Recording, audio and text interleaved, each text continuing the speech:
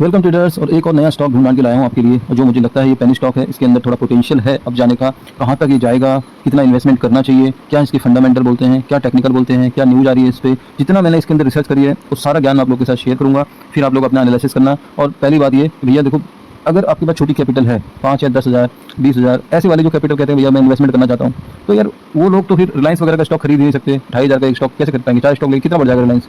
कोई रिटर्न नहीं देगा। तो इसीलिए वो छोटे प्लेयर जो होते हैं रिटेल वाले, वो जानबूझ के 1 या 2 रुपये वाला शेयर ढूंढते हैं और मैक्सिमम टाइम लॉस होता है। और 100 में से 1 से 2% ही स्टॉक होते हैं जो मल्टीबैगर बनते हैं। तो उनकी सीरीज मैंने चालू करी है, एक फैमिली बनाई है मैंने पेनी स्टॉक की। आप लोग मैं लगातार वीडियो शेयर कर रहा हूँ इस पर।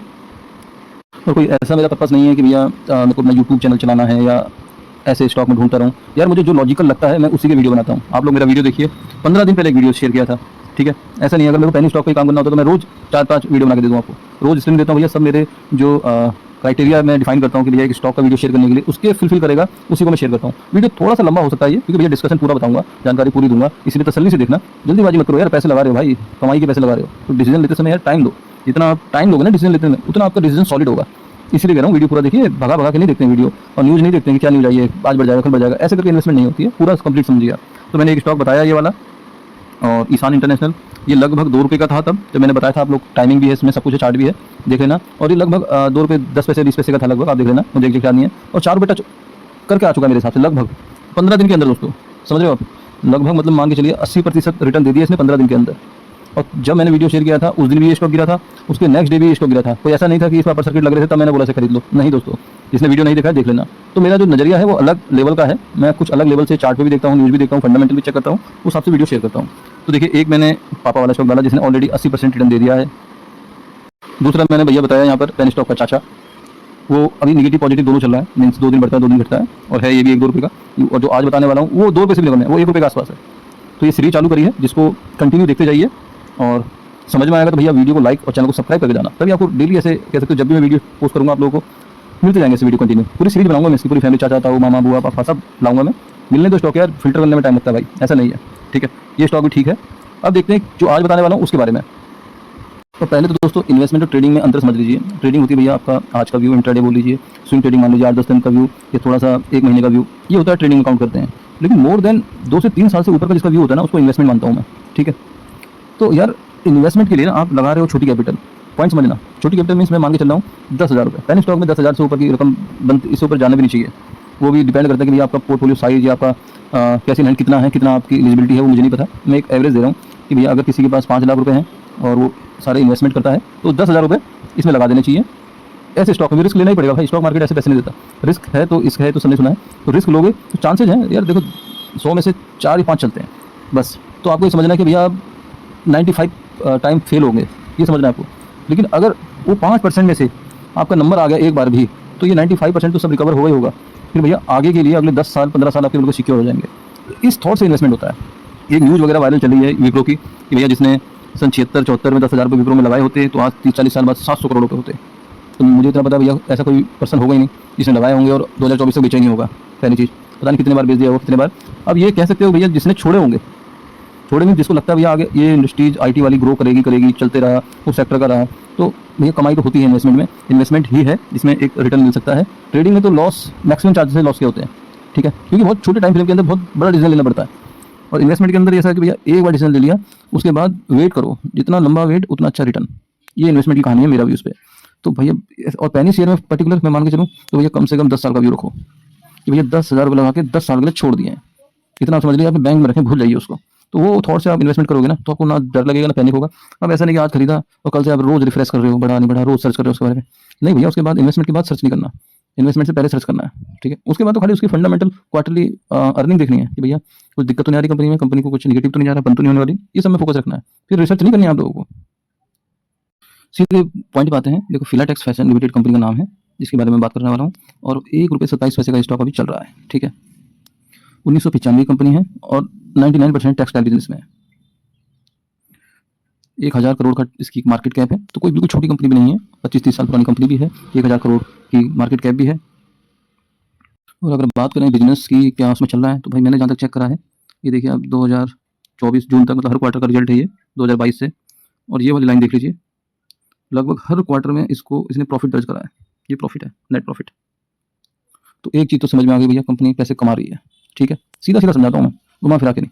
तो भैया पैसे कमा रही है, अर्निंग बढ़ेगी तो शेयर बढ़ेगा। दूसरी चीज़ जो बेसिक चीज़ें होती हैं वो बता रहा हूँ मैं। एक होता है भैया कंपनी प्रॉफिट कर रही है नहीं कर रही है, कंपनी प्रॉफिट कर रही है, कंपनी में लेन देन कितना है। तो इस पे जो बोरिंग दिखा रहे हैं वो लगभग 50 करोड़ की है अभी की डेट में, और इतनी बड़ी कंपनी में 50 करोड़ की बोरिंग कुछ ज़्यादा नहीं है। और भैया काम ही ऐसा टेक्सटाइल में कि पहले माल खरीदना पड़ता है, फिर उसको मॉडिफाई करो या बनाओ, या हो सकता है कि उसी को आगे सेल कर दो, ट्रेड कर दो। तो मतलब पहले पैसे लगाने पड़ते हैं, ये बिजनेस ऐसा है। ठीक है, तो उसमें अगर आपको 50 करोड़ रुपए का कर्जा लेना पड़ता है तो कोई बड़ा कर्जा नहीं है, मेरा व्यू इसमें ये है। बिजनेस और बिजनेस के ऊपर डिपेंड करता है ना।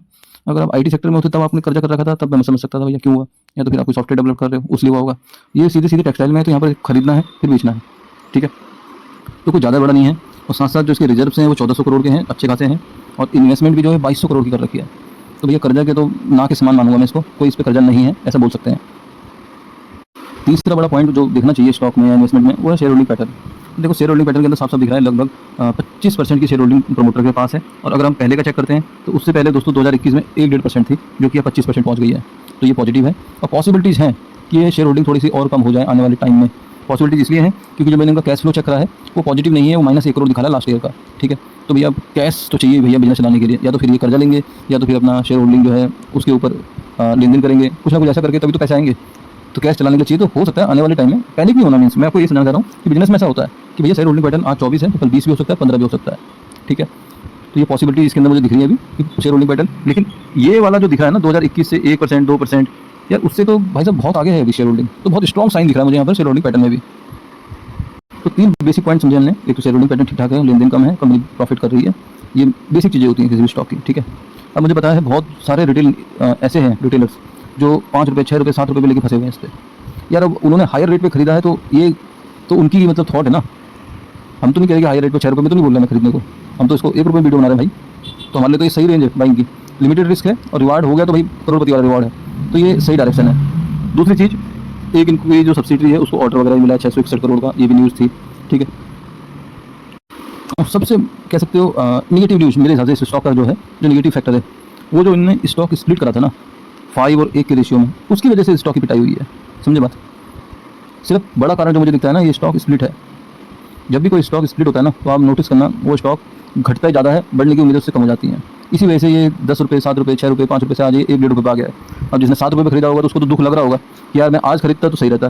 ठीक है, वो अभी एवरेज भी कर रहे होंगे, लेकिन अब उन्होंने क्या देखा उस टाइम पर क्या सोचा वो बात अलग है।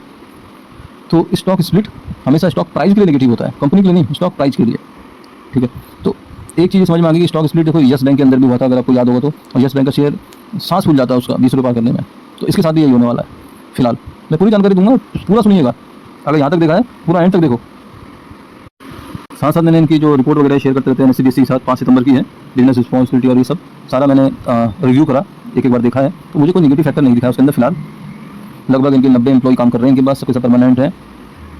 साथ साथ मैंने इनकी एनुअल रिपोर्ट तक देखी है, वो भी मुझे कोई ऐसा निगेटिव नहीं दिखा। देखो पेनी शेयर के अंदर निगेटिव सब होते हैं, पॉजिटिव तो कुछ होता ही नहीं उसके अंदर, निगेटिव पहले पहचानना इंपॉर्टेंट होता है। तो मुझे निगेटिव नहीं मिला, मैंने इनकी एनुअल रिपोर्ट भी पढ़ी पूरी फाइनेंशियल की। अब थोड़ा सा कंक्लूड कर लेते चीज़ों को। देखो फाइनेंशियल ठीक ठाक है, कंपनी की जो बैलेंस शीट वगैरह आ रही है, जो आगे के ऑर्डर मिल रहे हैं वो भी ठीक ठाक है, प्रमोटर की होल्डिंग भी ठीक ठाक है, कर्जा भी ना के समान है कंपनी के अंदर, रिजर्व भी है, इन्वेस्टमेंट भी करी हुई है, स्टॉक का प्राइस भी अपने निचले स्तर पे है। और उसकी गिरावट का कारण मैंने आप लोगों को बताया, मैक्सिमम टाइम स्टॉक स्प्लिट वाला केस गिरता ही गिरता है, आप नोट कर लेना। और पॉसिबिलिटीज़ हैं कि आगे आने वाले टाइम में शेयर होल्डिंग पैटर्न और थोड़ा रिड्यूस हो सकता है। ये मेरा व्यू है इस पर, ऐसे कोई न्यूज़ नहीं है, मेरा व्यू है। ठीक है, तो ओवरऑल देखा जाए ना तो ऐसा जो पेनी स्टॉक के अंदर निगेटिविटी होती है वैसा इसके अंदर मुझे निगेटिविटी नहीं मिली अभी तक। अब आने वाले टाइम में कुछ ऐसी निगेटिविटी आ जाए बाहर, that is other thing, but अभी मैंने इसके अंदर बहुत फिल्टर करा, मुझे ऐसा कुछ निगेटिव नहीं मिला।